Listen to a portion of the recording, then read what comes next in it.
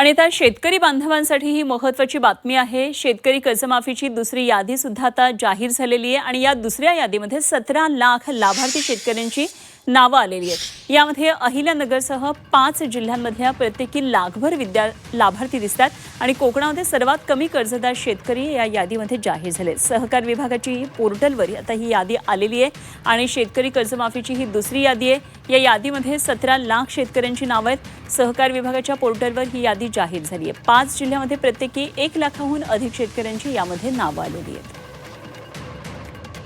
कोकणामध्ये सर्वात कमी कर्जदार असल्याचं या यादीमधून समोर आलं। एकदा आपण ग्राफिक्सच्या माध्यमातून पाहूया कुठल्या जिल्ह्यामधून किती शेतकरी हे लाभार्थी ठरतात। संभाजीनगरमधून 1,05,000 शेतकऱ्यांची यामध्ये नोंद झाली आहे। कर्जमाफीस पात्र हे शेतकरी आहेत।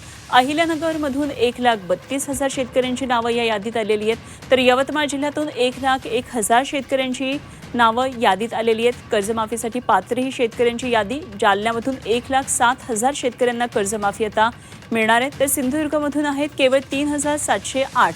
त्यामुळे कर्जदारच कमी आहेत। सिंधुदुर्ग आणि रत्नागिरी जिल्ह्यात 7,078 रत्नागिरी जिल्ह्याची आकडेवारी आहे।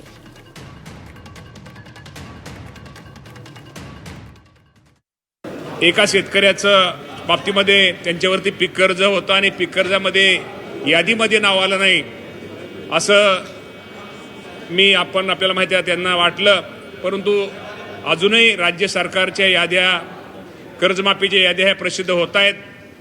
पहिली आणि दुसरी यादी ही प्रसिद्ध झालेली आहे। साधारणतः दुसऱ्या यादीमध्ये पहिल्या यादीमध्ये 533 आणि दुसऱ्या यादीमध्ये 16,95,533 शेतकऱ्यांची यादी ही शासनाच्या वतीने कर्जमाफीची जाहीर केलेली आहे।